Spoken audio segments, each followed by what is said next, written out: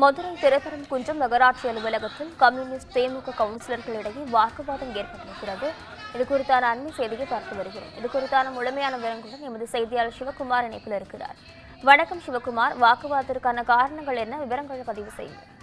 அதாவது மதுரை மாநகராட்சியோட சாதாரண கூட்டம் இன்னைக்கு நடைபெற்றது. இதுல கூட்டம் நடந்துட்டு இருக்கும்போது தங்கள் வார்டுகள்ல அடிப்படை வசதி இல்லை, அதே மாதிரி எந்த வேலை எடுத்தாலும் கமிஷன் வாங்குகிறாங்க அப்படின்னு சொல்லி கம்யூனிஸ்ட் கட்சி கவுன்சிலர் சொன்ன கம்யூனிஸ்ட் கட்சி கவுன்சிலருக்கும் திமுக கவுன்சிலருக்கும் இடையே வாக்குவாதம் ஏற்பட்டதால கொஞ்சம் பரபரப்பு காணப்பட்டது.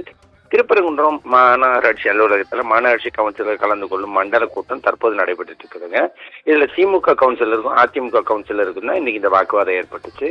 திருப்பரங்குன்றம் மாநகராட்சி அலுவலகத்துல மாதத்துக்கு ஒரு முறை திருப்பரங்குன்றம் மண்டலம் எண் 5க்கு உட்பட்ட மாவட்ட கவுன்சிலர்கள் குழு கூட்டம் நடைபெறும். இன்று இந்த கூட்டத்துல நடைபெற்ற கூட்டத்துல திமுக, அதிமுக, அதே மாதிரி காங்கிரஸ், கம்யூனிஸ்ட் கவுன்சிலர்கள் பங்கேற்றாங்க. இதுல 96வது கம்யூனிஸ்ட் மாமன்ற உறுப்பினரான விஜயா தனது பகுதியில எந்த அடிப்படை வசதிகளும் நடைபெறல, அப்படியே நடைபெற்றாலும் கமிஷன் கேட்கறாங்கன்னு ஆதங்கத்தோட பேசினாரு.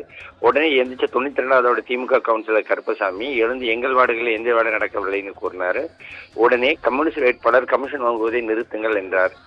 திமுக கவுன்சிலரை பார்த்து சொல்லணும். உடனே வாக்குவாதம் உண்டது.